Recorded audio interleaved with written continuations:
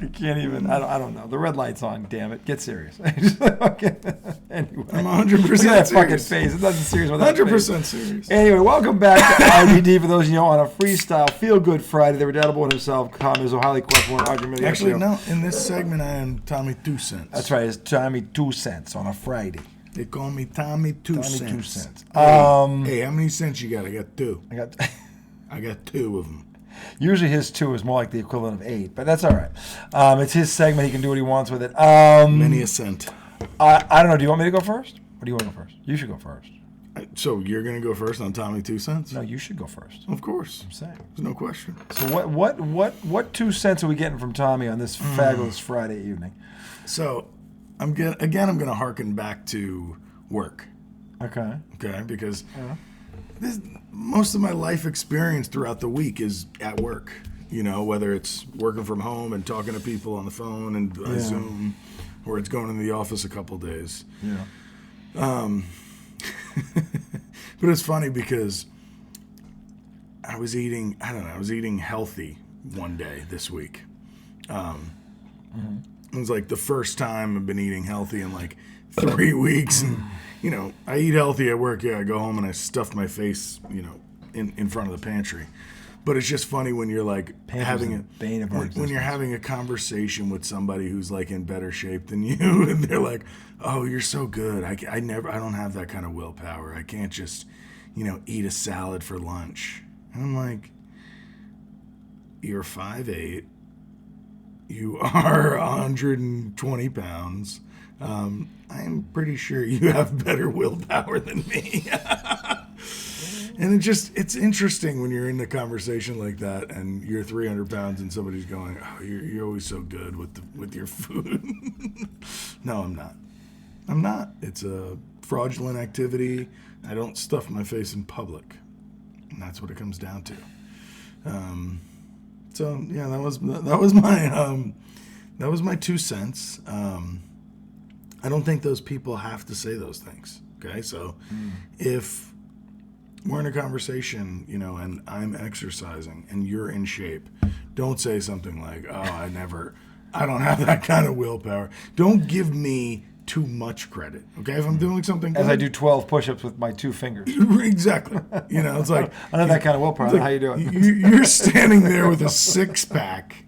As I do, and then I flipped upside down where I do 100 crunches while suspended in air. So if you see me, the fat guy walking by, right? Like, and people do that. People do that when I walk the neighborhood, because I go through phases where I walk the neighborhood. Yeah. You know, but I stay 300 pounds because I'm still eating, you know, the leg off the Holy Ghost every night, and you know, but people who are like in really good shape will be like, "Oh my God, you're so good. You do something every day."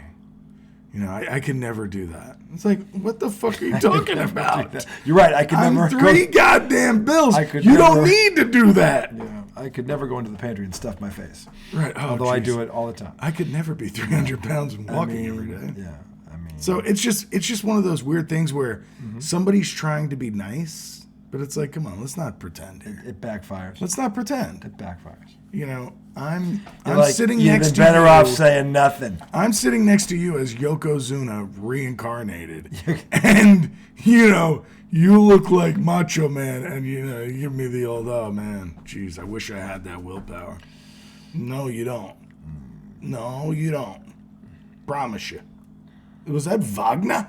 Yeah, it was. The old Michigan big man? The Donnie.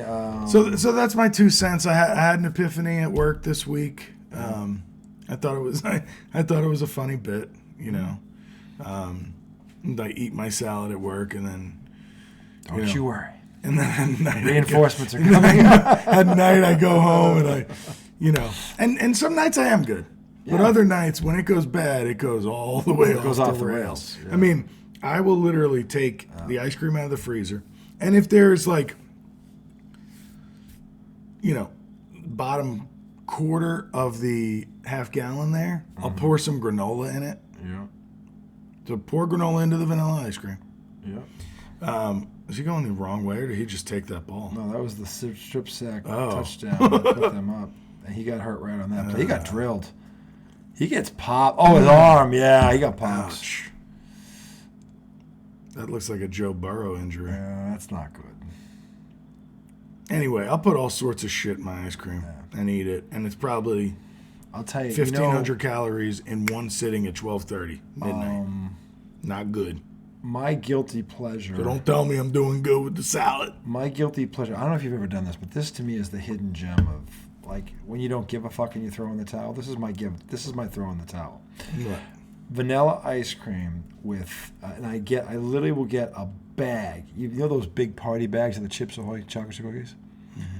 I'll probably take out one fucking row and just fucking crush them in my hand into the vanilla ice cream. It is fucking spectacular. It's like, that's when I don't give a fuck anymore. When I don't say fuck you. Fuck Dude, everything. when homemade chocolate chip cookies Or even better. slightly warmed up in the microwave. Oh yeah, 8 seconds. But the neat thing about the Chips Ahoy is those there's firm, so there's there's crunch to them too. So when you put them in with the ice cream, I love that with the but they chip. kind of have that cheap taste to them. Like they're not homemade. They're not cheap to me. I love them. It's like I fucking love them. It's my guilt. This is my guilty pleasure. I'm sorry. Everybody's got. I'm saying everybody's got their. You're right. Their vice, whatever it is. It's different for everybody. You know, some people got it's that like those voodoo potato chips, those Louisiana ones you find at the Wawa. Those are yours. Those are my they've become my favorite. Yeah, see, generally I'm a savory head though. Like they're good I would too. rather. Those are good too. What? No. Savory head. What? Am I going to dip? No. I meant I'm a savory person. So like, sorry. So you're like, oh no, savory head chips. Yeah, I've had those. No, I said I haven't. I'm saying that's Savory yours. head, those, no. What I was saying is, so while I do that with the ice cream, that's not my vice. My vice is savory food. Like I'll go home at midnight, and if there's Aldi chicken salad in the fridge, yikes! Yowza. The chips are coming out, and the chicken salad is disappearing, and that stuff is full of mayonnaise, and I know it's a lot of calories. It's delicious. I love mayonnaise. Me too. I love mayonnaise. Have you converted to Duke's now that you're in Richmond, or are you still a Hellman's kind of guy? Whatever. Because Duke's mayo is a real thing. I don't know what she's getting. Some people hate on Duke's. It's a real thing. I don't hate on any mayonnaise really. I agree with that. I do like all mayo. Like up north, Hellman's is the big one, yeah. obviously. But I don't know what we don't have. We don't have Hellman's in the fridge. I don't know what it is. It's not Hellman's. Does it have a yellow top, or is it like it might be the Aldi brand because we get that sometimes too. I know it's Aldi. That's all I know. But Duke's, like that's what I always make the smash sauce with. Yeah, is Duke's. The only thing that it's luxurious that I have to have because I love hot dogs and the worst thing for you. But if I have a hot dog, I have to have dill relish on the hot dog with mustard. I have to have that.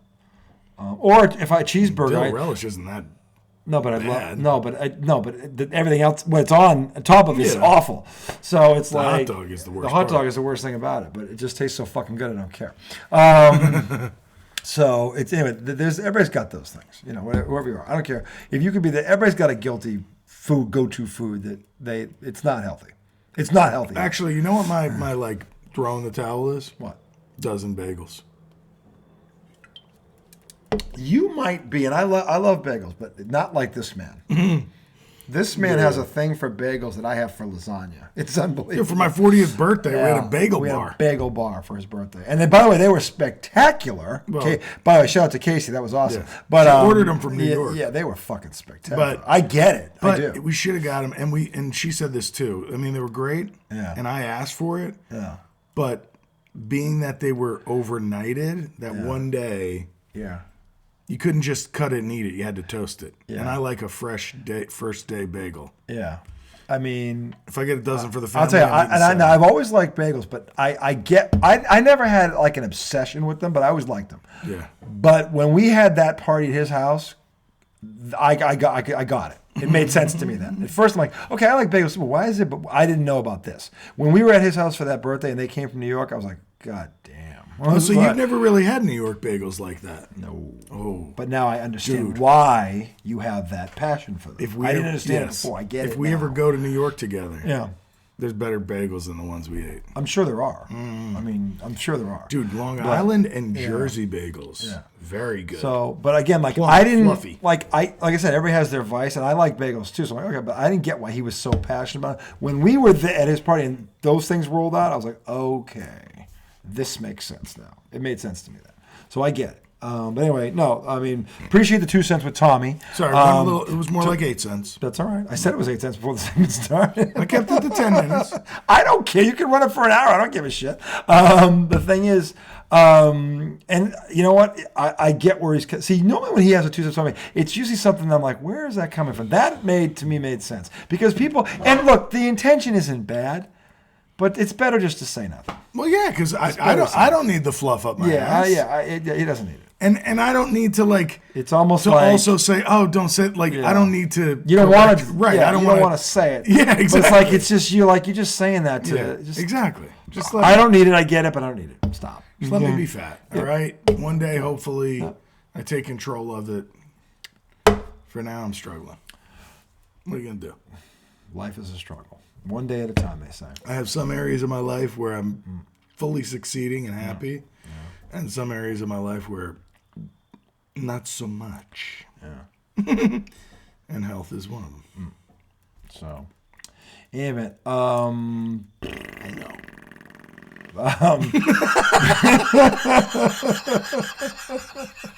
You can tell we've been hanging out with Joe Boo and Yoda a lot. You go. In any event. The NBA slapped the resident dickhead again with a 5-game suspension. Hold on. Are you okay? No, he's not.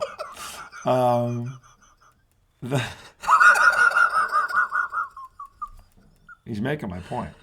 Oh man! So that noise you made was hilarious. My resident dickhead. You with the transitions. We need to help you with transitions. No, you don't. Yes, we do. You're fucking gold. Yes, we do. Like earlier in the night, what the fuck were we talking about? Something know. serious. What did we start off super serious about? Oh, mental illness. Mental illness. We're like, dude, mental illness, affects a lot of people. And you're like, yeah, well, the Bengals got bum blasted. Well, we went to the NBA. Yeah, whatever. It's the NBA. The Whatever it was. The NBA. Whatever it was. Yeah. It was, you were like, well, the Knicks slapped the shit out of the Wizards. They did. And it was impressive. So it was just such a direct pivot. All right. Well, let's pivot from 8 cents with Tommy to the dickhead that is Draymond Green. I deserve all 8 of those cents. You did. You do. You've earned them. Look, I don't know where he stands on this. Yes, you do. The question, no. I'm going to ask you a question. Okay. And because I think this has actually happened. I don't have any proof, but common sense tells me that this conversation must have happened now. Because honestly, it's to the point where if you're the Golden State Warriors, at some point you're like, what? Why is this really worth it anymore? I mean, you're 8th, you're 10th in the West right now. Klay Thompson is a shell of himself. You guys can't guard an orange cone that sits there on the fucking street because they can't defend the cone right now. Steph Curry's 34 and he's starting to get banged up. He's been banged up since he came to the league. He's like, I'm just saying, he's missing a lot of games the last year and a half. He's starting to show his age. Now he's still, when he's healthy, he's still very good, but he's starting to get big. Wear and tear is starting to happen here. So if you're Golden State, you got to ask yourself, and then of course it seems like every couple of weeks Draymond Green is being a dickhead, and Stephen A. Smith, and I usually agree with Stephen A. Smith. I don't on this, but he thought that the 5-game suspension was too steep. Given and it was too steep. It was too. What's 5 games? Well, look at his resume. Give me That's fucking suspensions. Why wasn't it 10? I mean, and Jay Will said this on Get Up, and he was right. He didn't just choke him; he dragged him. Mm-hmm. But that's a very dangerous thing you could have done there. You could have broke his neck. What the fuck are you doing? Especially a guy that tall. Yeah, what the fuck are you doing? And like, honestly, what the fuck? 7 foot, you bend him back the wrong way. But also, the other part, dickhead the other part is like he didn't even do it to the guy that was going after fucking Klay Thompson. He grabbed Klay and you grabbed my guy. Look, I get that. That's not my point. But I mean, Gobert was going like this. He was not grabbing. My point is, you come between him and you separate him. Right. You don't put the guy in a fucking chokehold and drag him across the goddamn. Look, and I'm from the old school era. I remember McHale clotheslining Rambus and all that shit. Hey, that was the fucking finals. Okay, that was you just got blasted 33 by 30 points on national TV, and everybody's calling you a bunch of pussies. That's what that was. I get that. This, okay, all he had to do was come between them and separate them. That's all he had to do. Okay, it was beyond excessive. Mike Wilbon said 10 games. Stephen A. Smith thought 2. 2, Stephen A.? I think they got it right with 5. I think 5 was a happy medium. Because while it was it was across the line, it was excessive. It was excessive. It wasn't 10 games. I think, given his history, it should have been. He's already been suspended once this year. The season is in fucking 15 games. games. Suspended for earlier. Like it was a couple games ago. He did something. I didn't. I remember what it was, but he did tossed. He got tossed, and he got suspended for a game for it. I mean, so he's already been suspended once this year. Fucking season is a month old, dude. But it's like what the fuck are you doing? I said this last year. I mean, all right. I usually don't say this, but I'm going to say it. I think I was the first one to say this. I hadn't heard anybody say this before when I said it. Okay. I'm sure people said it because to me it seems obvious. Yeah.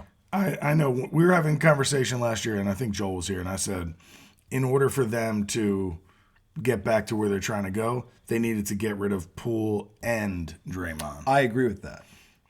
Not because it was Poole's fault, but because the stink of that whole incident. They haven't been the same since. Right. They have not. Anyway, they've nowhere near. Which tells me there's other stuff going on in that locker room. They're just not afraid. They're afraid to speak up. But then why'd they sign him to a 4-year, $100 million deal? Because to me, I don't know that. I think it was, and again, I don't agree with this, but I think it was a reward for what he has done. Okay? That to me was a thank you for what you have done here, helping put 4 champions. And he did. He was a big part of it. I'm not, look, he's a heck of a player. Okay? He really is. I get on him a lot because of his attitude, not because he can't play. Okay? But the thing is, and I understand being enforced, I get it. But there's a line there, and he crossed it. And it's not the first time he's crossed it. Stepping on that kid's chest in the playoff series last year, that was bullshit. Like, he does some bullshit stuff. He does some Bill Laimbeer shit. And if I didn't let Bill Laimbeer off the hook, I'm not letting him off the fucking hook. Boneheaded. Okay, boneheaded shit. Like your team, Steph Curry's already out. Klay Thompson can't get out of his own head right now. They need you on the fucking court. Not getting, this is the thing. And he keeps trying, stop telling me how to be me. I'm like, look, dickhead, stop worrying about you and start worrying about your team. Are you better? Let me ask you a question, Draymond Green. Do you think your team is better off if you're on the floor or suspended? Because that's really the only question that matters. And if you look at me, Draymond Green, and say, I got to be me, then you're just being selfish. Because if you're going to try and tell me your team's better off with you out 5 games than you on the floor, you are in denial. You are fucking delusional and in denial. And I wouldn't surprise me if you said it because I think you're that fucking stubborn and pig-headed. Yeah, you can't be you if you're not on the court. You're no good to them, suspended. And you think, stop telling me to be me. Look, dickhead, being you is costing them. It's costing them. I don't want to hear about how you make $24 million a year. You've got the money to pay the fine. Nobody gives a fuck about that, you arrogant twat. Okay? What they want to know is, are your teammates more important to you than your own fucking ego? Because that's the problem. Dude, you were spitting all over the iPad. Oh, it's my iPad. I'll spit on it if I want to. Jeez. And that's because Draymond Green gets me fucking aggravated. Candy coated. And you know what's funny? Because Mad Dog brought this up on Wednesday before the suspension was handed out, and he goes, and he's not wrong. He said, the kid's a heck of a player, but it's hard to root for him. Because every time you think he's grown up, he hasn't. And it's still his ego. And his defense is, I got to be me. You see this dunk? No, and I don't care. It's North Carolina. Just watch. Yikes. Shouldn't have went up to contest that one, but I respect you for doing it. It was a facial. North Carolina. Some guy from UC Riverside. Did you know what I'll say about Draymond? So, oh my goodness. That was filthy. Who was that on the Cavs that dunked on Pistons guy? He didn't jump at least. He's like, fuck that. So, here's one thing I will say.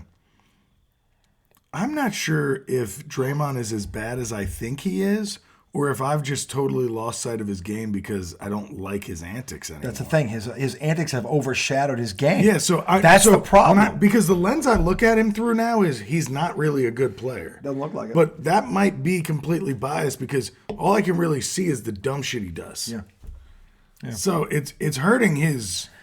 And I know he doesn't care about perception, but it's just making. I don't know. You look at him different. Like he doesn't seem like the guy who helped them win championships. No, he seems it's almost like like he's the guy in the way right now. He's the guy in the way. And it started with him punching his own teammates last year. I think it might have started before. Probably there was a lot he's of done shit. Some stupid shit. He's done some things. Look, I just it's taken away. And look, he doesn't care what I think. That's fine, of course. But the bottom line is, I'm not the only one that thinks it. Okay.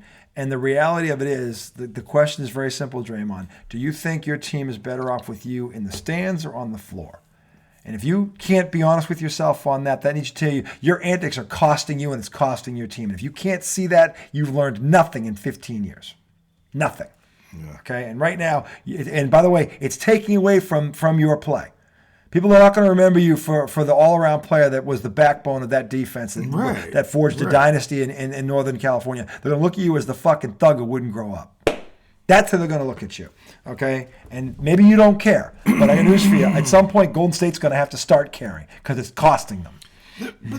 And by the way, he's still tradable. They can trade his ass. That's questionable statement. I mean, I would if I were them, but who's going to take him? A contender might take him. Here's my thing. That needs a tough guy. So he said something like, "You can't stop telling me how to be me." Yeah.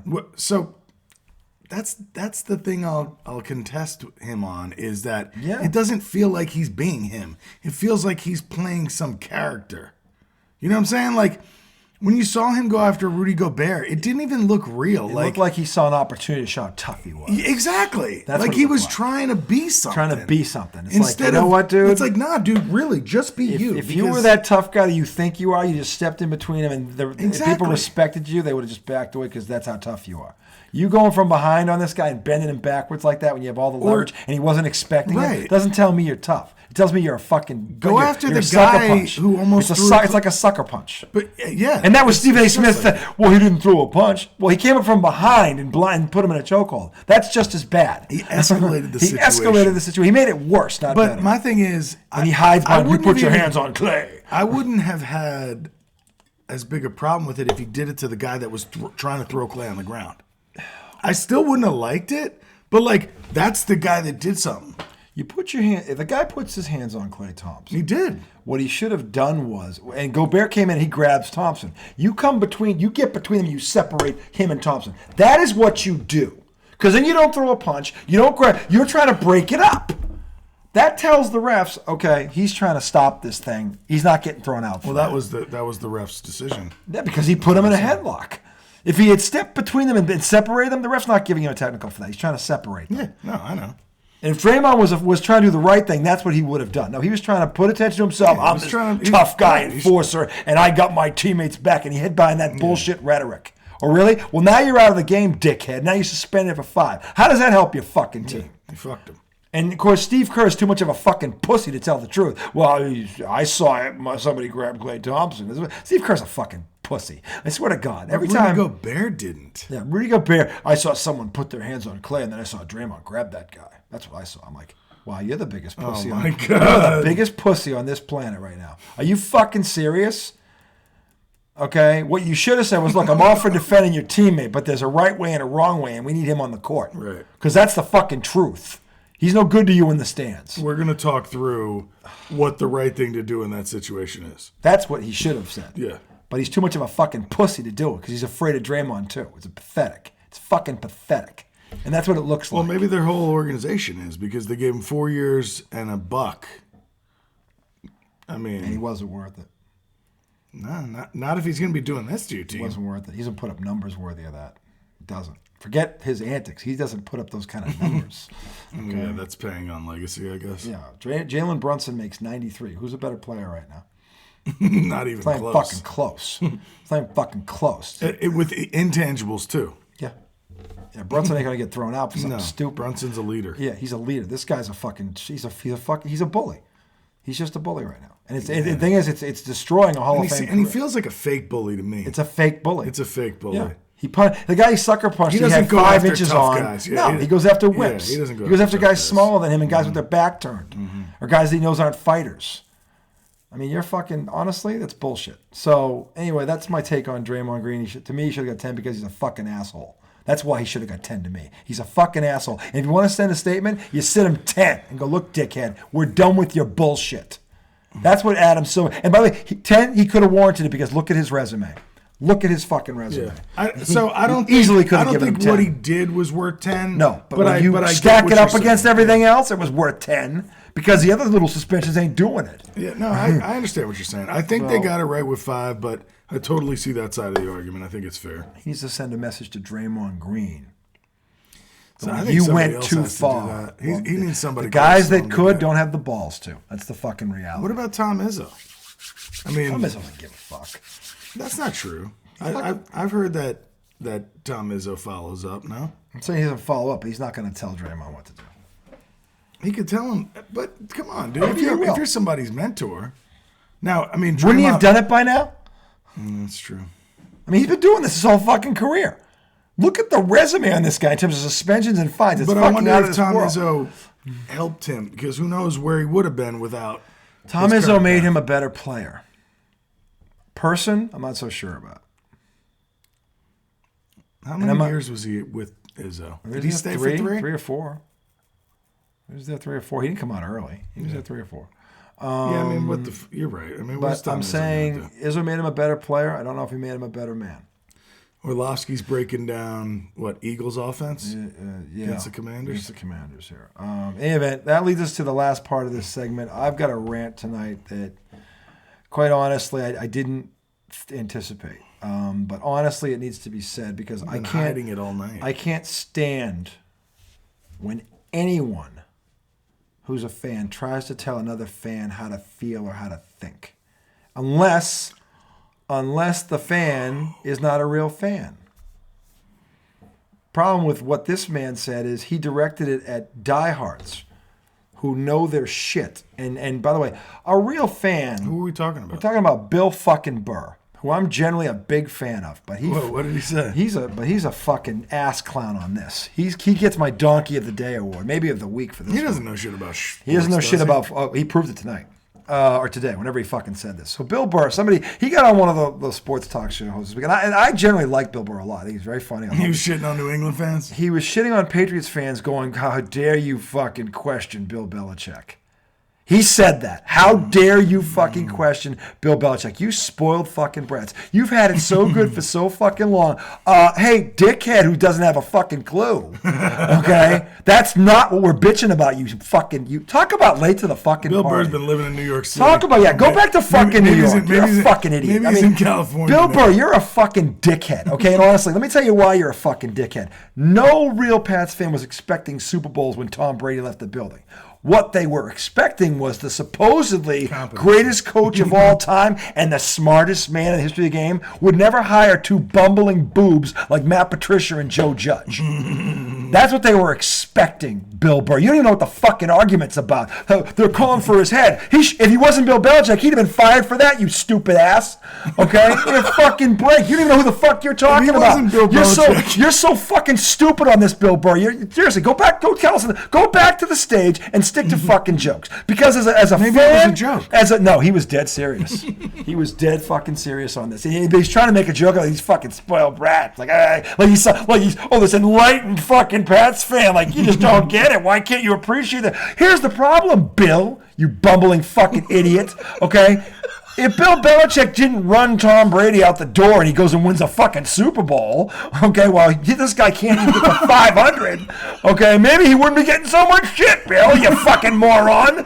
Was Tom Brady done, Bill? Doesn't look like it to me, Bill. Looked like he got a ring, 5 playoff wins, and second in MVP voting. In 3 years, he was gone. Meanwhile, this fucking guy who we now want fired hires Patricia, Judge, spends $175 on 4 fucking below-average offensive players. Since Malcolm Butler. Since Malcolm Butler in a Super Bowl. Drafts N'Keal Harry over DK Metcalf, fucking Debo Samuel. You know who Debo Samuel is, Bill, you fucking idiot? Okay? Or A.J. Brown. A.J. Brown, the number 1 for Philadelphia, who was in the Super Bowl last year. You fucking moron, Bill Burr. Shut the fuck up, Bill Burr. Stop defending this fucking idiot. You know what the fuck you're talking about. He sits Mac Jones for Bailey Zappi multiple times. Now the worst of all. Yeah. Hey, Bill, let me ask you a question, Bill Burr. What do you think Rob Gronkowski's football acumen is, Bill? Would you tell Rob Gronkowski to shut the fuck up, Bill? Because you know what Rob, the greatest tight end that ever lived, Bill, 4 rings, Patriots, Bill. You know what he said the other day, Bill, about this fucking Patriot organization and how they've treated Mac Jones? He said, and I quote, Bill, this is for you, Bill, coming from Rob fucking Gronkowski, Bill. He goes, Mac Jones should go in there this week and ask for his outright release. These fucking idiots have disrespected him so many times. Bailey Zappi, they keep playing this game. No wonder why the kid's so screwed up. You keep benching him for this loser, Bailey Zappi, who can't throw it from here to the bumper of my car. Okay? You fucking give me a fucking break. And you wonder why Mac Jones is all fucked up? Why do you have to call Bailey Zappi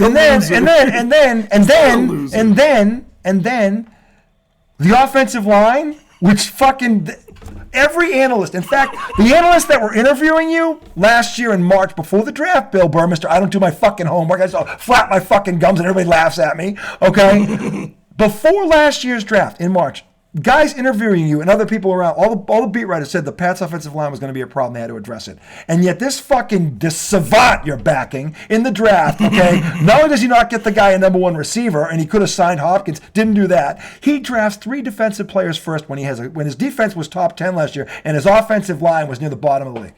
And he tries to scotch tape it together. And you wonder why this quarterback is all screwed up? No, you wouldn't, Bill, because you don't fucking know a thing. You know less than nothing. If you knew nothing, that'd be something, but you don't. Okay? Stick to the fucking jokes because you are a fucking joke when it comes to a fan. Okay? And honestly, the people that were saying you were 100% right are even dumber than you are. Okay? Because if Rob Gronkowski is questioning Bill Belichick, you are dead wrong. You are dead wrong, Bill Burr. Okay? He was there.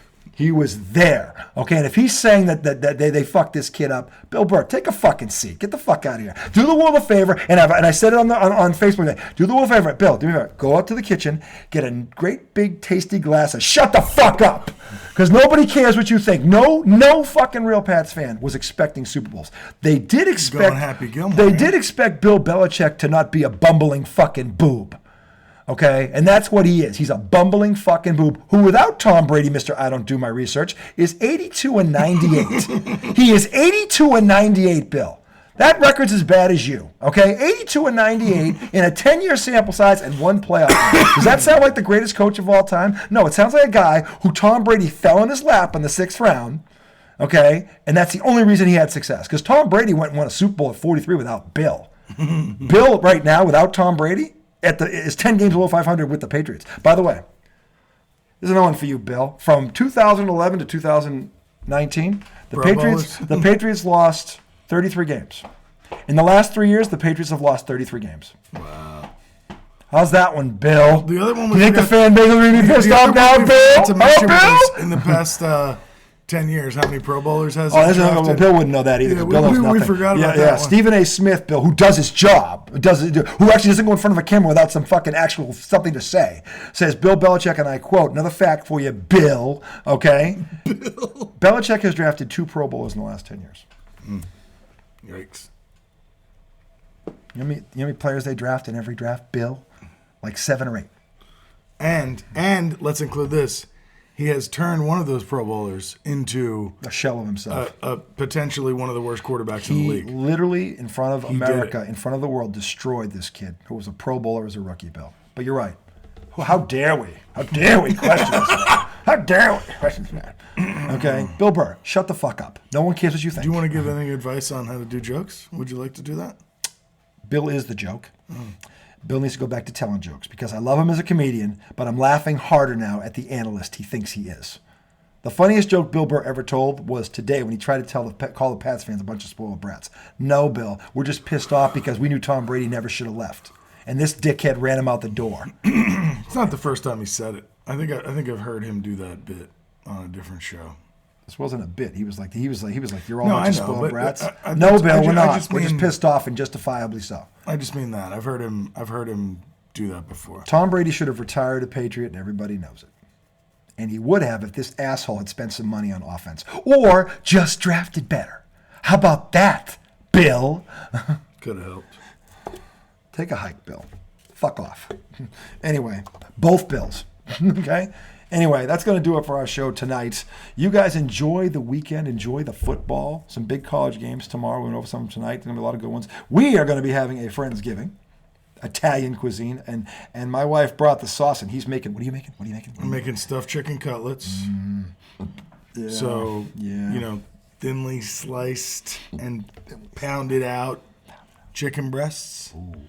Roll them up with some Swiss and some ham. Yeah. Couple of toothpicks. Yeah.